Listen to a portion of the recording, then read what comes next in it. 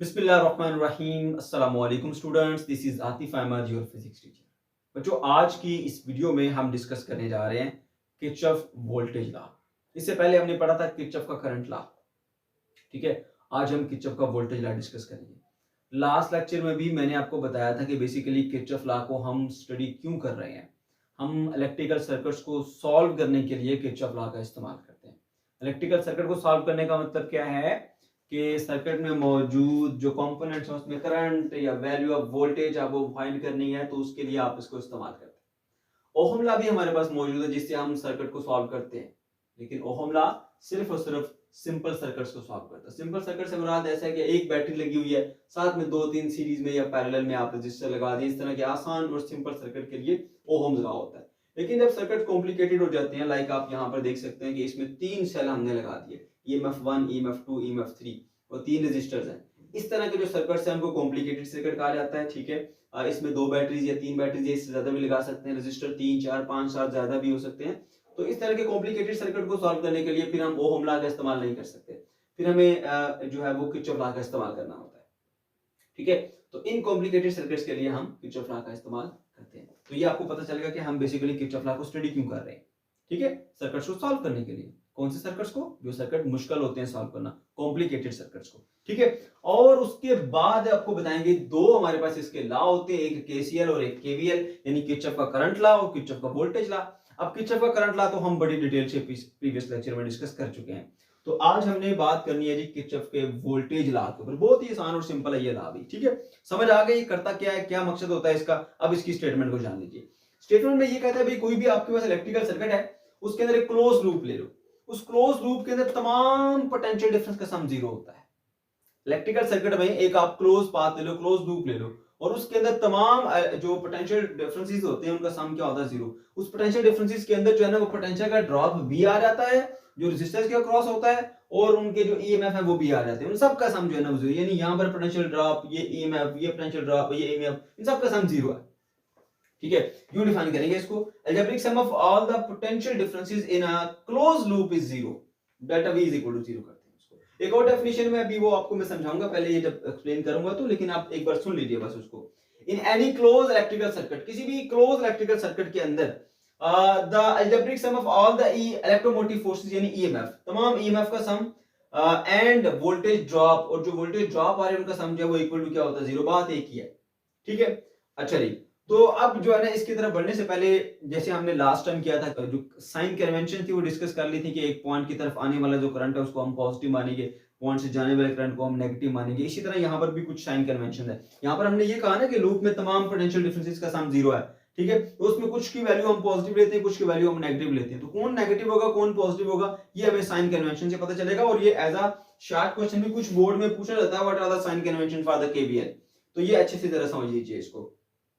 इसमें पहली बात है जी, रेज इन पोटेंशियल जो है वो पॉजिटिव होगा और ड्रॉप इन पोटेंशियल जो है वो क्या होगा? नेगेटिव होगा। अब रेज इन पोटेंशियल का मतलब क्या होता है, ड्रॉप इन पोटेंशियल का मतलब क्या होता है? देखो, कोई ऑब्जेक्ट है यहाँ पड़ा हुआ है, लो पोटेंशियल में पड़ा हुआ है, आपने यहां से उसको उठा के ऊपर लेकर गए हो ऐसे। अब आपको इसके लिए वर्क करना पड़ेगा लो से हाई ले जाने के लिए, और वो आपका किया हुआ work in the form of energy उसमें स्टोर हो जाता है, उसकी पोटेंशियल एनर्जी में इंक्रीज आ जाता है। तो जब जब एक किसी बॉडी को आप लो से हाइपर लेकर आओगे, उसकी पोटेंशियल एनर्जी में इंक्रीज आएगा, हम कहेंगे इसके इसके जो पोटेंशियल है उसमें इंक्रीज आ गया। तो this is called raise in potential. तो ऐसे जब भी चार्जेस को आप लो पोटेंशियल से हाई पोटेंशियल पर लेकर जाएंगे तो उसके पोटेंशियल में इंक्रीज आएगा, इसको हम बोलेंगे रेज इन पोटेंशियल। याद रखना, भूलना नहीं है।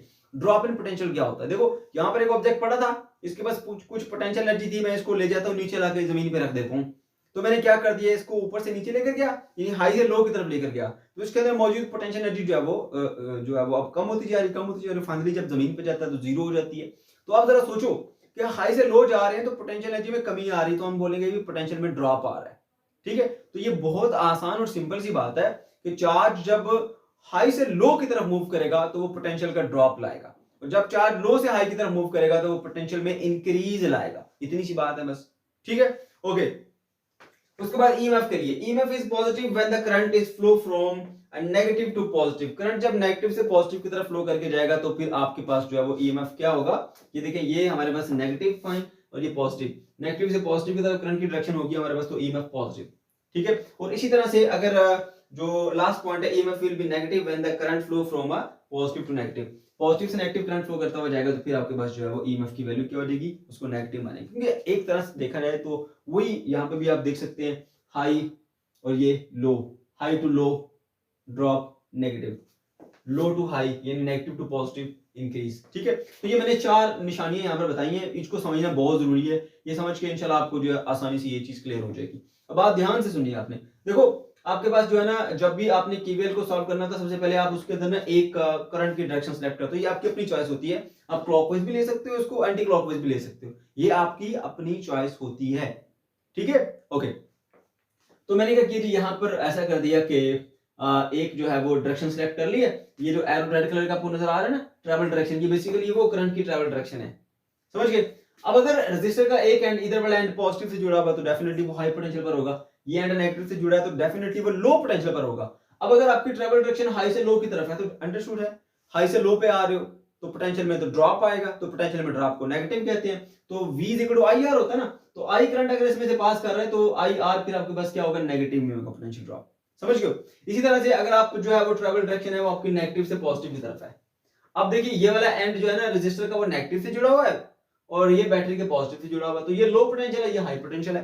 और आप देखिए ट्रैवल डायरेक्शन जो है वो लो से हाई की तरफ है, तो लो से हाई की तरफ जाते हुए क्या होता है, लो से हाई ऊपर कोई भी ऑब्जेक्ट लेकर आते हैं तो पोटेंशियल में इंक्रीज आता है ना, तो यहाँ पर पोटेंशियल में इंक्रीज आएगा, जिसको हम क्या बोलते हैं, IR। तो यहाँ से करंट जो पास कर रहा है उसको मैं यहाँ पे मेंशन कर देता हूँ जी, आई करंट यहाँ से गुजर रहा है, तो IR यहाँ पे पोटेंशियल का इंक्रीज है, that's why IR is positive.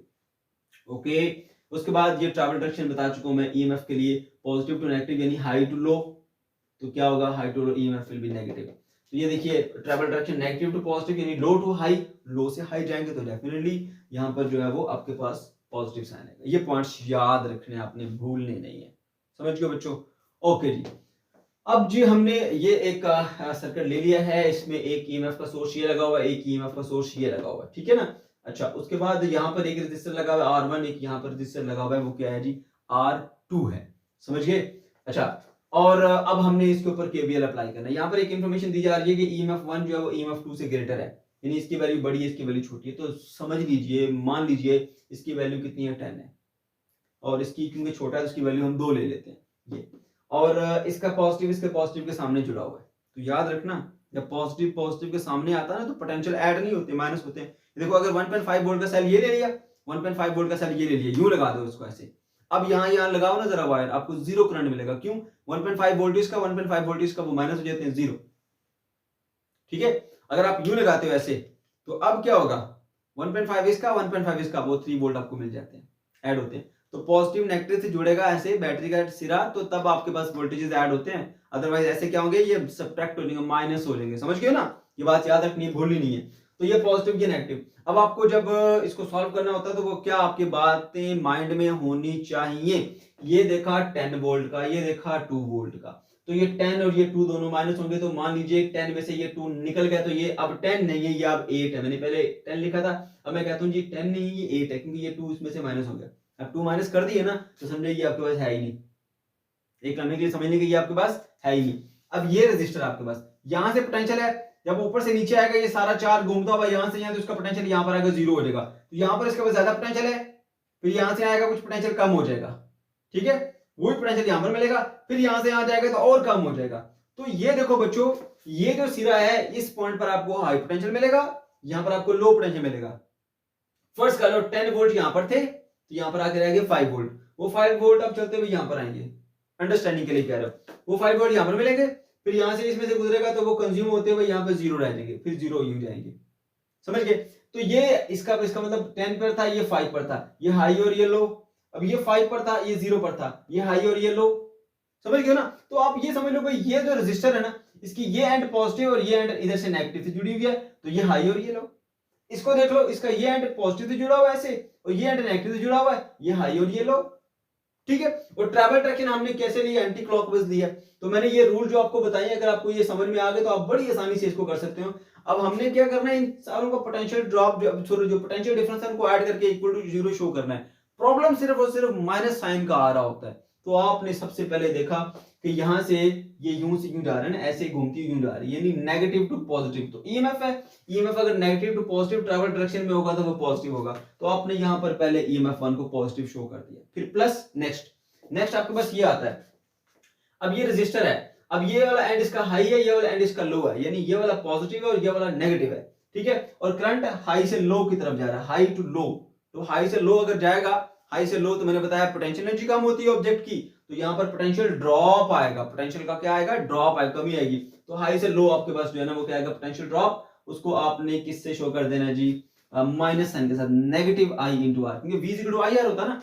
तो I करंट है और R1 इसकी रेजिस्टेंस है, तो V is equal to IR is the potential drop at this resistor, so it will be minus IR1। तो उसके बाद फिर प्लस नेक्स्ट में आ जाते हैं यहाँ पर। तो देखो ये यूं से घूम के यूं आ रहा है, यानी हाई से लो, पॉजिटिव से नेगेटिव। तो पॉजिटिव से नेगेटिव वाला ये सीन है, पॉजिटिव टू नेगेटिव अगर ट्रैवल डायरेक्शन होगी तो क्या होगा, ईएमएफ नेगेटिव होगा।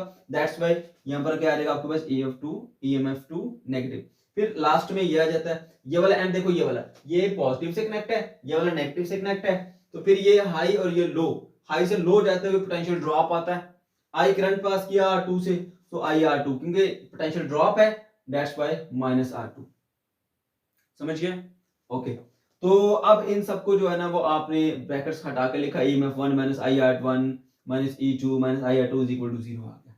अब ऐसा करते हैं कि EMF एक तरफ कर लेते हैं, पोटेंशियल ड्रॉप्स को दूसरी तरफ कर लेते हैं। EMF1 और ये वाला EMF2 इधर आके माइनस हो गया, बल्कि इसको इधर 3 से लिखा मैंने। ये IR1 उधर आके प्लस का IR1, ये माइनस IR2 इधर आके प्लस का IR2। सो ये आ गया हमारे पास सम ऑफ EMF, ये आ गया सम ऑफ पोटेंशियल ड्रॉप, ठीक है। और मैंने पहले भी बताया था क्योंकि दोनों की डायरेक्शन अपोजिट है, पॉजिटिव पॉजिटिव के सामने है, दैट्स व्हाई ये दोनों माइनस होंगे, EMF1 माइनस EMF2, ठीक है। ओके, तो यहाँ पर ये IR1 ये IR2, तो इनका सम जो है उसको हम कलेक्टिवली सम ऑफ EMF लिख देता हूँ। इनका जो सम है वो मैं लिख देता हूँ सम ऑफ IR, यानी पोटेंशियल ड्रॉप का सम। तो यहाँ से वो हमें एक पॉइंट क्लियर हो जाता है कि sum of all the EMF in the loop is equal to sum of all the potential drop या वोल्टेजेस ड्रॉप जो आया। जितना EMF था सम था, उतना पोटेंशियल का ड्रॉप भी यहाँ पर आया, ठीक है ना। जो यहाँ पर भी डेफिनेशन मैंने बताई थी कि in any close electrical circuit, किसी भी क्लोज इलेक्ट्रिकल सर्किट के अंदर algebraic sum of all the EMF, तो ये algebraic sum of all the EMF आ गया, ठीक है। And the potential drop is equal to 0। अब इसको अगर मैं इधर से इधर ले आऊंगा तो वो हमारे पास इधर क्या रह जाएगा, 0। इन दोनों का सम 0 हो जाएगा, या आप यूं भी कह सकते हैं कि algebraic sum of all the EMF is equal to algebraic sum of all the potential drops, ठीक है। या इन दोनों का सम जो है वो 0। आपको पता ही है, इसको मैं उठा के इधर ले आऊंगा तो इधर क्या आ जाएगा, 0। तो ये दोनों हमारे पास इस तरह से सॉल्व हो गए। ओके, अब हमने ये बताना है भाई इसकी जो है वो बेस क्या है KVL की, ठीक है बच्चों। मैं आपको एक बात बता दूं कि ये जो हमारे पास KVL का है ना, इसमें आपको कुछ बोर्ड्स में तो आपको डेफिनेशन इसकी कही जाएगी, या आपको एग्जांपल जो है वो आपको साथ में लिख के करना होगा, उसको डिटेल में लिखना होगा एज अ लॉन्ग क्वेश्चन। लेकिन कुछ बोर्ड्स जैसे स्पेशली फेडरल बोर्ड की मैं बात करूं तो वहां पर आपको, मुझे नहीं लगता कि आपको इस तरह से वो डेफिनेशन पूछे या इस तरह से आपको कहे कि आप कोई जो है वो अपनी तरफ से एग्जांपल लेके आप ऐसे लिख दो। उसको आपको सर्किट दिया जाएगा, उसको आपने सॉल्व करना होगा, उसमें मौजूद जो है वो करंट की वैल्यू या वोल्टेज की वैल्यू आपने कैलकुलेट करनी होगी, ठीक है। ये आपको पेपर में क्वेश्चन आ सकता है, तो इसलिए अपनी एग्जांपल जो आपकी सॉल्व है वो अपनी एग्जांपल भी करें। मैं इंशाल्लाह जो नेक्स्ट वीडियोस हैं वो उसमें मैं इनकी जो सॉल्व एग्जांपल्स हैं ना कुछ वो आपके साथ शेयर करूंगा, ठीक है। कुछ एडिशनल एग्जांपल आपके साथ शेयर करूंगा ताकि आप उसको सॉल्व करने के बाद इस काबिल हो जाए कि आपको सही से उसकी अंडरस्टैंडिंग हो जाए। कोई अगर अनसीन आपके पास आ जाता है कोई प्रॉब्लम, तो आप उसको आसानी से सॉल्व कर सकते हैं। कोई भी अनसीन सर्किट आ जाए आप उसको सॉल्व करने के काबिल होने चाहिए। ओके, तो चलिए स्टार्ट करते हैं जी। अब हम लास्ट पॉइंट पे आते हैं जी, बेस ऑफ KVL। इसकी बेस क्या है, जैसे हमने KCL की बेस देखी थी, इसी तरह से KVL की भी बेस है। अब KCL की जो बेस थी वो थी law of conservation of charge, और KVL की बेस है law of conservation of energy. Energy create नहीं की जा सकती, एनर्जी डिस्ट्रॉय नहीं की जा सकती, ठीक है। एनर्जी क्या रहती है, कंजर्व रहती है, ठीक है। तो देखिए यहाँ पर ये है हमारे पास sum of all the EMF, ये है sum of all the potential drop. तो अगर मैं इसको यहाँ पर लिख दूं sum of all the EMF is equal to sum of potential drop. EMF क्या होता है, वर्क डन। जो यहाँ पर एक मैं बैटरी बना देता हूँ, यहाँ पर ये मेरे पास एक बैटरी आ गई है। मैं आपको सिंपल वे में आसान सा बताता हूँ, वैसे तो मैं बड़ी डिटेल से इसके ऊपर बात कर चुका हूँ, लेकिन यहाँ पे जस्ट एक दो पॉइंट आपको रिवाइज करने के लिए। पॉजिटिव नेगेटिव, और ये हमारे पास बल्ब आ गया, ठीक है। देखो ये जो है ना हमारे पास EMF होता है ना, EMF, ठीक है, इलेक्ट्रोमोटिव फोर्स। वो क्या होती है, work done per unit charge. कौन सा वर्क डन, जो एक चार्ज को लो पोटेंशियल से हाई पोटेंशियल पर ले जाने के लिए बैटरी करती है, वो ये work done on the charge है, क्योंकि चार्ज पर वर्क किया जा रहा है, ठीक है। फिर पोटेंशियल डिफरेंस आता है। पोटेंशियल डिफरेंस कहते हैं work done per unit charge, ठीक है, ये work done by the charge होता है, जो चार्ज खुद वर्क करता है, क्योंकि वो हाई पोटेंशियल पर है तो चार्ज हाई से लो तो खुद ब खुद आता है, जैसे पानी हाई से लो खुद ब खुद आता है, हर ऑब्जेक्ट हाई से लो खुद ब खुद आएगा, तो वो खुद वर्क करता है, हमें करने की जरूरत नहीं है, that is work done by the charge.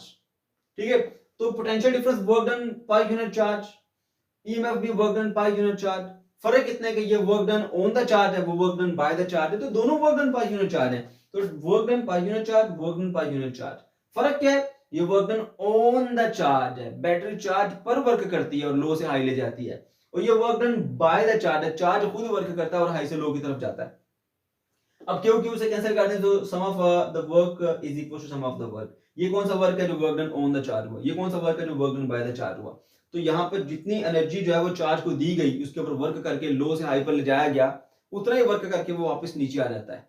तो क्योंकि एनर्जी वर्क इंटरकन्वर्टेबल होते हैं, जितनी बॉडी में एनर्जी होती है उतना ही वो वर्क करती है, या जितना बॉडी पर वर्क किया जाता है उतनी ही उसमें एनर्जी आती है, तो जितना वर्क उतनी एनर्जी, तो जितनी एनर्जी इस चार्ज को दी थी उतनी एनर्जी उसने उसके अंदर कंज्यूम कर ली, तो इसमें ना तो कोई एनर्जी क्रिएट हुई है, ना ही कोई एनर्जी जो है वो डिस्ट्रॉय हुई है, ओवरऑल एनर्जी जो है वो कंजर्व रही। दैट्स व्हाई जो हम कहेंगे कि केसीएल जो है वो basically based on law of conservation of energy. तो बच्चों ये था हमारा आज का लेक्चर। अगर आपको कोई कंफ्यूजन है या किसी किस्म का कोई प्रॉब्लम है तो कमेंट सेक्शन के अंदर आप जरूर पूछ सकते हैं। इसके अलावा अगर आपको वीडियो अच्छी लगी इसको लाइक कर दीजिए, अपने फ्रेंड के साथ शेयर कीजिए। ठीक है, अल्लाह हाफिज़।